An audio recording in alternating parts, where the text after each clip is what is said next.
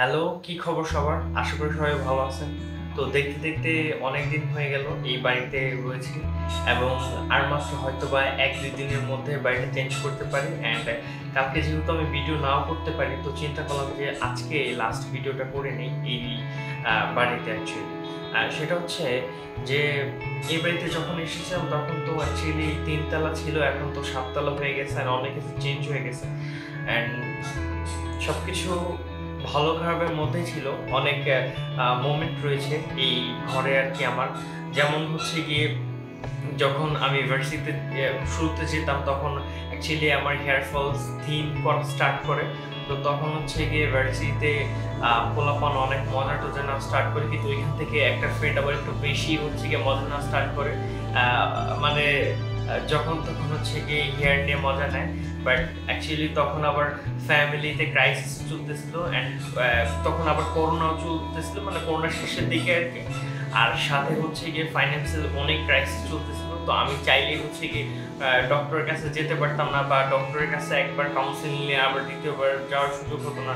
কিংবা মেডিসিন কেনার, আমি আগে বলছি যে স্কিন টাইপের যে মেডিসিনগুলো রয়েছে সেগুলির প্রাইস অনেক বেশি।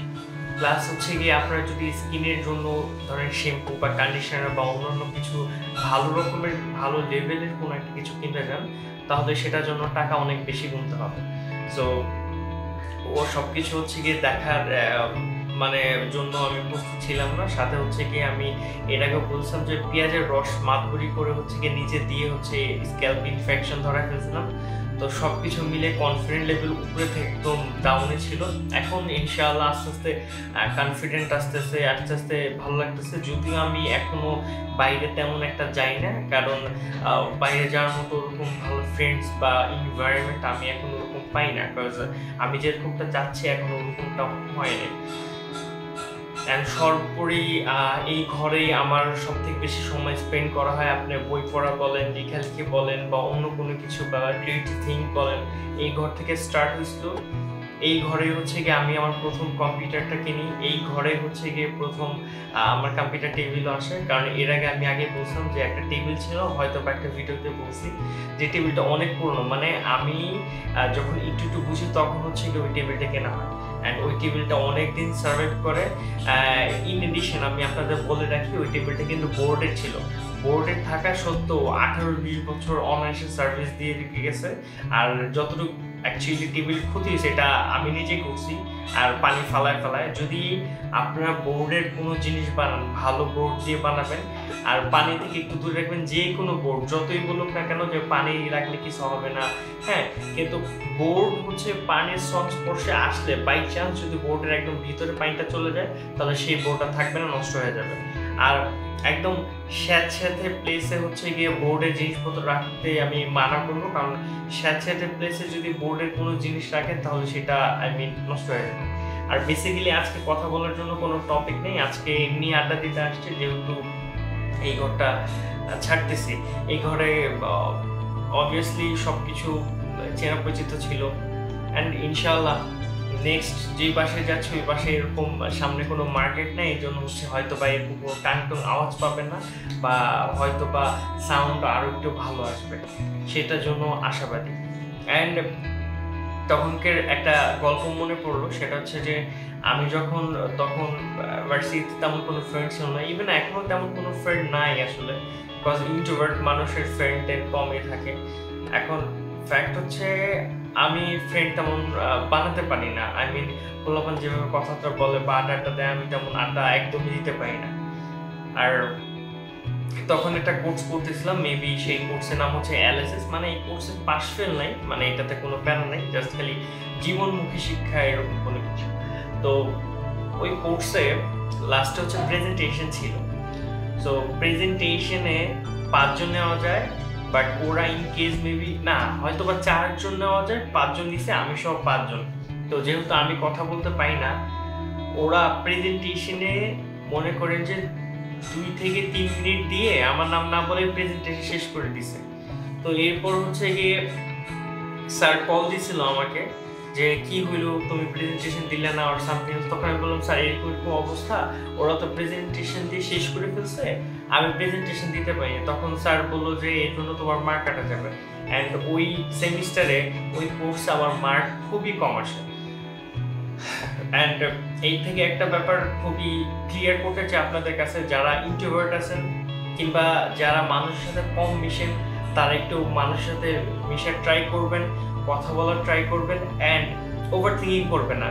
লাইক আমার বেলাতে কি হয়, ধরেন কোনো ফ্রেন্ড আসলো অ্যান্ড কোনো ফ্রেন্ড হচ্ছে গিয়ে প্রথমবার কথা হয়েছে, দ্বিতীয়বার ও এসে কথা বলতেছে না, আমিও যা কথা বলবো না, কারণ কি না কি হয়। কিংবা কোনো ফ্রেন্ডের সাথে যখনই কথা বলতে যাই তখনই হচ্ছে গিয়ে অন্য পাশ থেকে অন্য ফ্রেন্ডরা হয়তো বা তারা কথা বলতেছে, তো তখন হচ্ছে গিয়ে কথা বলতে আমি হেজিটেট ফিল করি যে কথা বলবো, এখন কি হবে ব্লা ব্লা। আস্তে আস্তে যেহেতু এই ব্যাপারটা এখন কাটতেছে, সর্বোপরি আশা করি খুব তাড়াতাড়ি ব্যাপারগুলি নাইস অ্যান্ড অ্যাট্রাকটিভ হয়ে যাবে।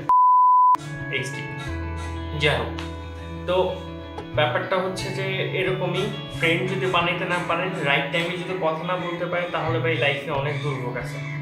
তো এই দুর্ভোগ কাটানোর মতো না।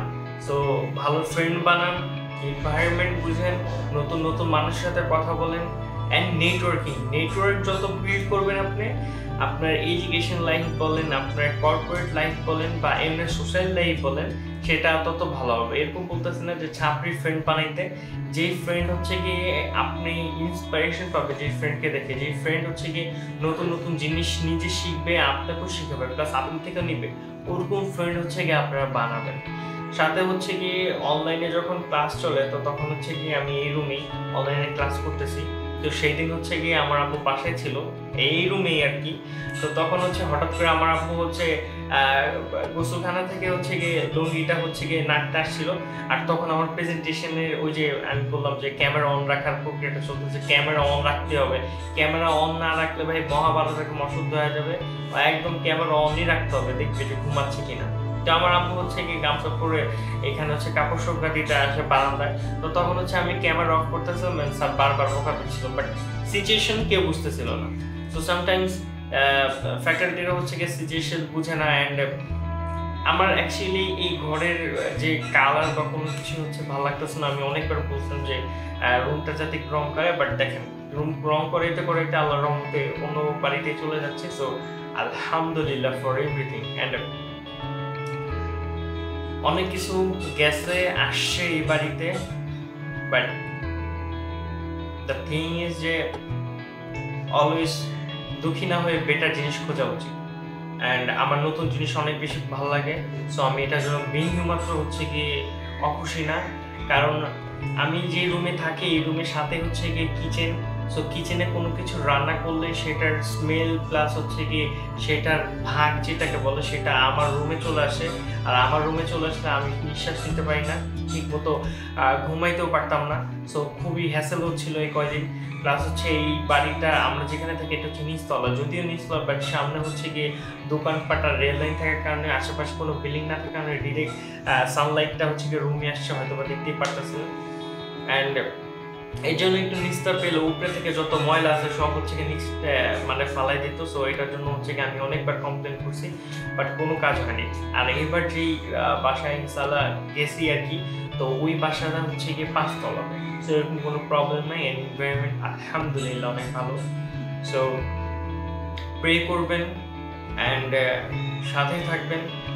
আরও আমি চাচ্ছি যে বিভিন্ন রকমের মানে ইনশাল্লাহ যেটা আমার মাইন্ড আছে, আমি এখনো বলতেছি না, বাট আমি যেই রকমের যে টাইপের ভিডিও করতে চাচ্ছি ওইটার ধারে কাছেও আমি এখন যাইনি। অনেকেই বলতেছে এমনি ভিডিও করো, অমনি ভিডিও করো, হ্যাঁ, বাট ভাই আমি জানি এই প্রফেশনে হচ্ছে ভিডিও হয়তো আমি ফোন দিয়ে করতেছি, বাট এডিটিংয়ের জগতে আমি নতুন না। সো নিজের চরকায় নিজের হাতে হবে, আমাকে বলতে হবে না। But thanks for suggestion. And অন্যান্যরা যারা সাজেশন দিচ্ছেন তাদের জন্য অনেক ধন্যবাদ, কারণ আপনাদের সাজেশন পেয়ে আমি ইমপ্রুভমেন্ট করবো। আর সমালোচনাকে আমি কখনো হচ্ছে খারাপ চোখে দেখি না, যদি না একটু বেশি বাড়াবাড়ি না হয়ে যায়। বিকজ দেখতেছে যে এনভায়রনমেন্টের জন্য অনেক যুদ্ধ করতেছি।